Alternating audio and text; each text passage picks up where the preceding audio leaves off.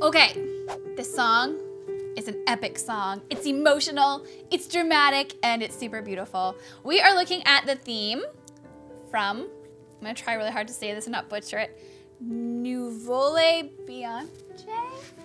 Possibly. If you're Italian and you want to help me out with the pronunciation, you can please feel free to comment below.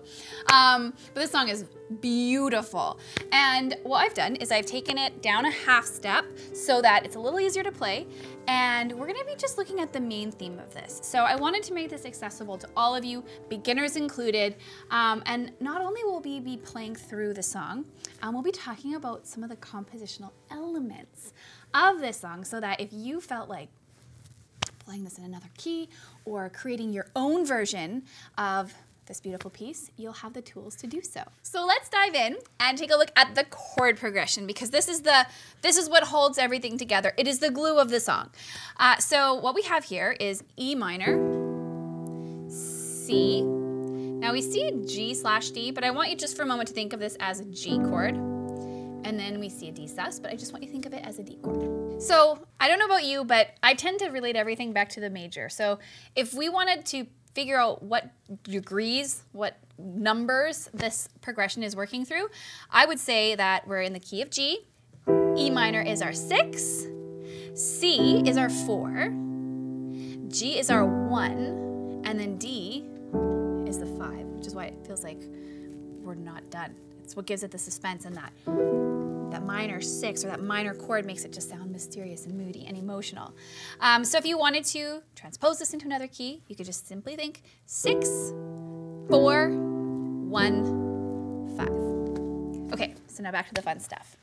We're going to begin very, very simply. So we're going to be playing 2-finger on B, and our left hand's going to complete that E minor triad with an E and a G. We're going to move our right hand to C and play a C chord underneath. Then we're going to rock back to B here and play D and G. And then we're going to play, we're actually not going to move this hand yet. We're going to play an A with our right. And this, oh, it's so pretty. It gives us that suspended chord sound, which we're going to resolve with that F sharp right there. And then we're going to play basically the same thing again.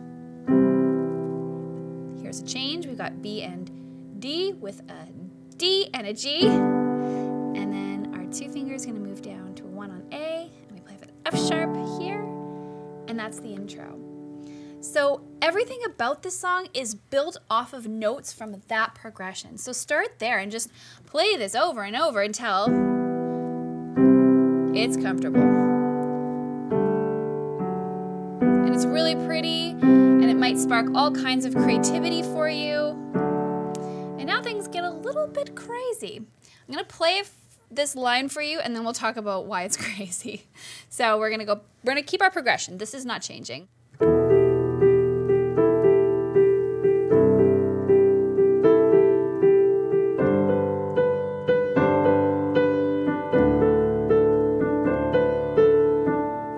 And that's sort of the first little thematic idea that we get. So the reason it's crazy is because we go into 12/8 and it's really, really difficult to count this out. And I actually don't recommend it even.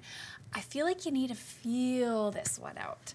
So the great news is the left hand is just following those chord changes, and we're playing an octave with the 5th chord tone in the middle. E minor, C, G, D. No problem. You just got to play and hold those. Now the right hand is going to be playing, we've got this E with an A, and you're going to hold that E, but you can even forget about that if you just want to work on this rhythm.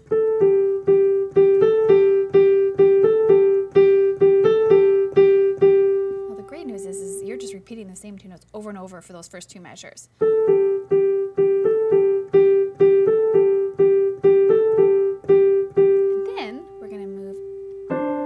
Shape. So we've got a D and a C, and the top 2 notes are going to be moving now. And then you can get that under your belt, and then we're going to move our melody down. We've got the B and the A, and then C, B, A, D.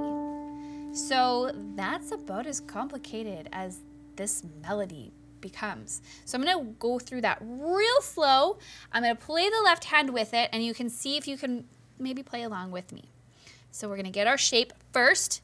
It's really important to just sort of settle in and think, where do I need to be before you begin? Once you've got that, I am using my pedal to help make the notes sound nice and sustained and melty, and we're gonna go for it.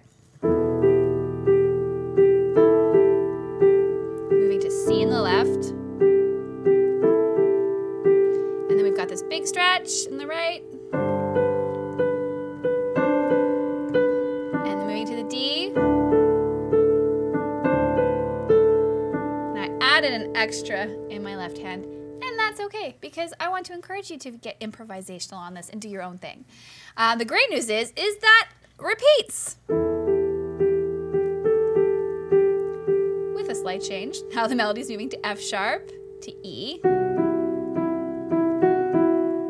Now we're gonna go G here and D, B, B, B, C, B, B, D, and then B with the D here. B, A, D, C, B, A, D. You can relax. All that hard melodic work is done.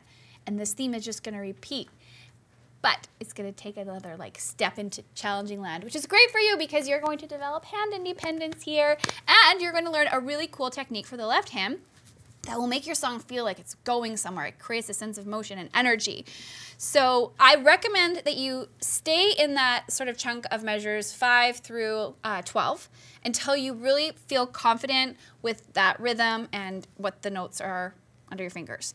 Once you've got that, that repeats, but instead of playing these solid held chords in the left, we're gonna be playing root, 5th, root on top, and rocking. So E, B, E, B, E, B, and then we just move through our chord shapes.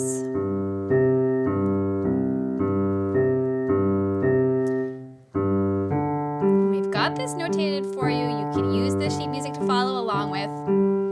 D,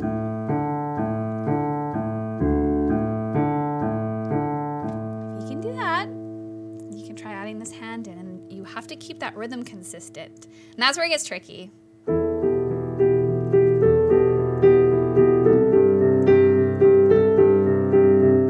then move to the G shape. Move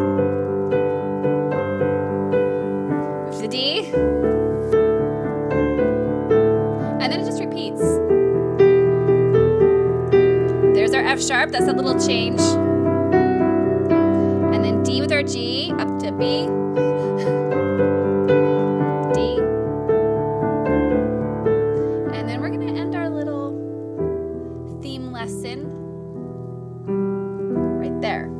I feel like this is going to give you lots to work on and a great introduction to this piece. Now, if you really, really want the rest of it, please comment below and let us know.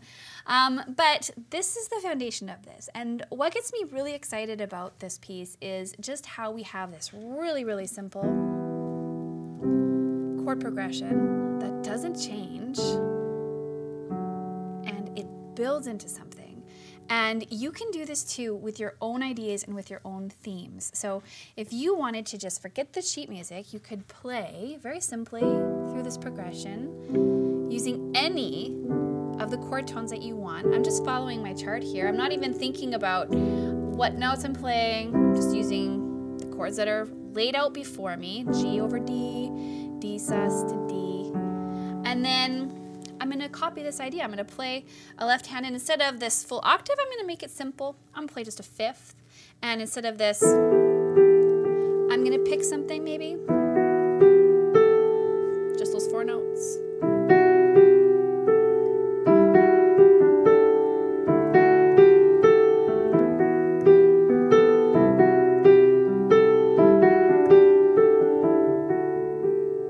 And then if I want the energy, I'm gonna borrow their idea again.